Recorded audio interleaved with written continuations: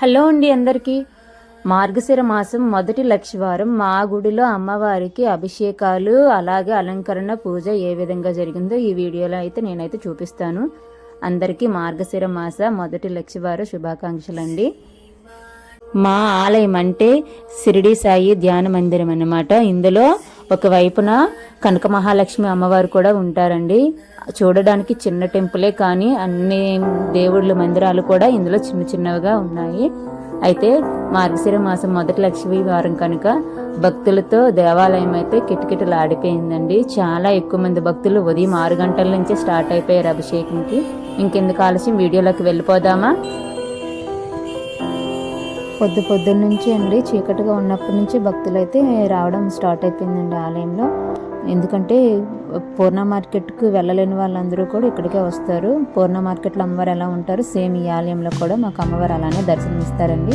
ఒకవైపు కుంకుమ పూజలు అయితే జరుగుతున్నాయి, బ్యాచ్ స్టార్ట్ అవుతుంది. చూసారా, నెలవారీ పూజల టికెట్ 300 రూపాయలు ఉందండి. అలాగే మనం ఒక రోజుకి వెళ్ళి మనం అప్పటికప్పుడే టికెట్ తీసుకోవాలనుకుంటే 20 రూపీస్తో మన పూజ సామాగ్రి మనం తీసుకొని ఆ పంతులు గారు మంత్రాలు చదివితే మనం అయితే కుంకుమ పూజ అయితే కానివ్వచ్చండి. చూసారా అసలు ఎంత రష్గా ఉందో.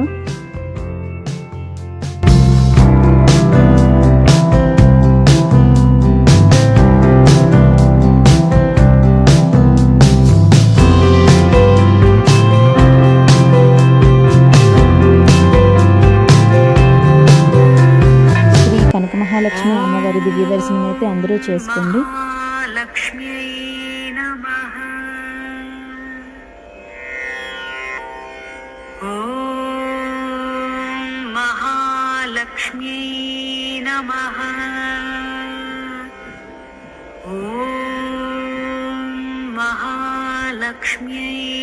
नमः। ॐ महालक्ष्म्यै नमः।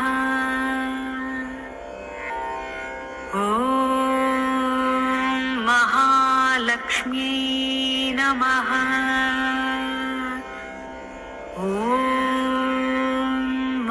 महालक्ष्म्यै नमः। ॐ महालक्ष्म्यै नमः। ॐ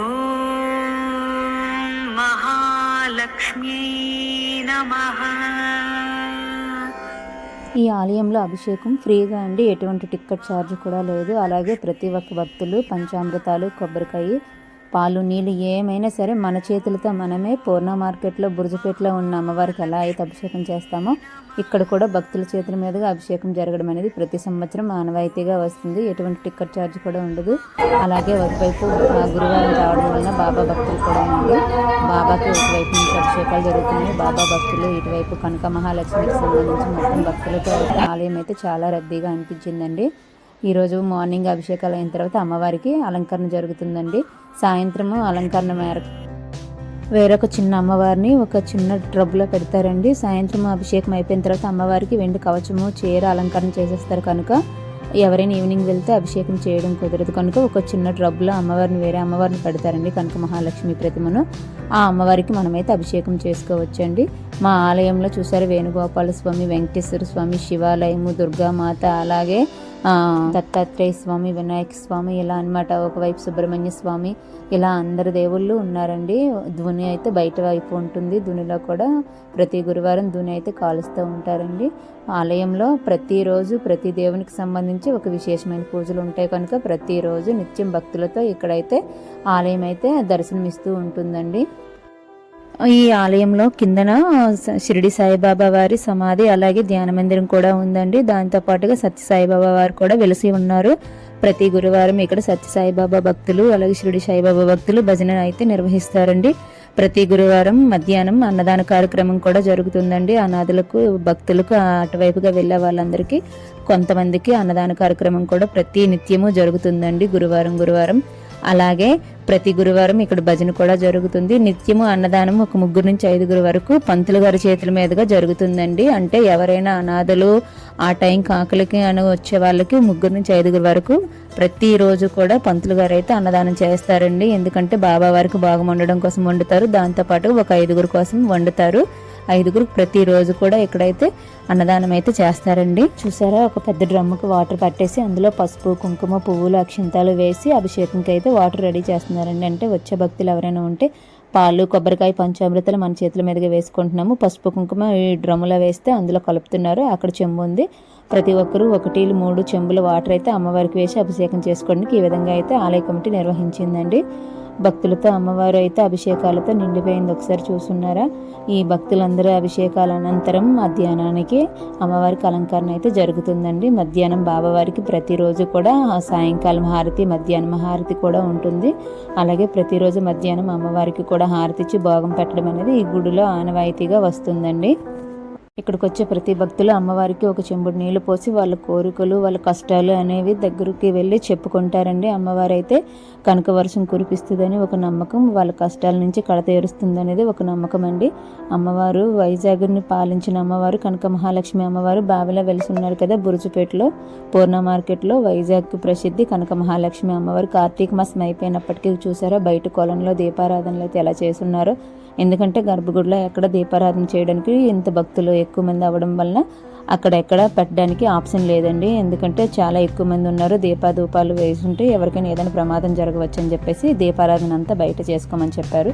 సో కొలంలో ప్రతి ఒక్కరూ కూడా అరటి దవ్వలు కూడా తెచ్చున్నారు. ఆ రోజు పాడ్యం పూర్తయిపోయినప్పటికీ కూడా ప్రతి ఒక్కరు అరటి దవ్వలు కూడా చేసుకుని దీపారాధన చేసుకుంటున్నారండి. ఇగోండి షిరిడి సాయిబాబా వారి ధ్యాన మందిరం. ఇక్కడ ముందుంది చూసారా, అది బాబావారి సమాధి అనమాట. విజయదశమికి సమాధి పూజ కూడా చేస్తారండి మా ఆలయంలో. మా ఆలయంలో విశేషంగా గురు పౌర్ణమికి అన్నదాన కార్యక్రమం జరుగుతుంది. అలాగే నవంబర్ 23 సత్యసాయిబాబా వారి బర్త్డే రోజు అన్నదాన కార్యక్రమం జరుగుతుంది. అలాగే మార్గశిర మాసం నెలాంతరంలో కూడా ఒకరోజు అన్నదాన కార్యక్రమం జరుగుతుంది. ఇవి భారీగా జరుగుతాయండి. అంటే 3 నుంచి 5 వేల మంది భక్తులు ఇలా జరుగుతుంది.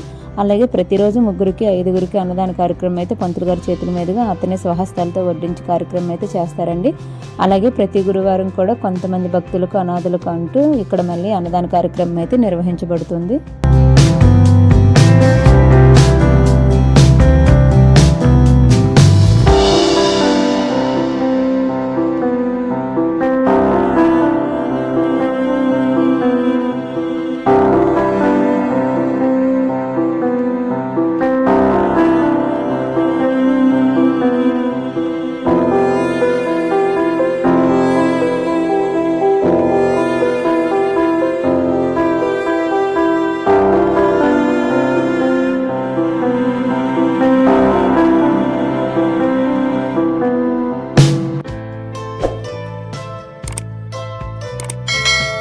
మా మార్గశిరం మొదటి లక్షవారం పూజ ఏ విధంగా జరిగిందో టెంపుల్లో ఈ వీడియోలో అయితే షూట్ చేయబడింది.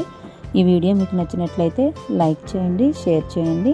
అమ్మవారికి ఓం శ్రీ మాత్రే నమః, ఓం శ్రీ మహాలక్ష్మి నమః అని కామెంట్ చేయడం మర్చిపోవద్దు. నా ఛానల్ మొదటిసారి చూసినట్లయితే సబ్స్క్రైబ్ చేసుకోండి ఫ్రెండ్స్.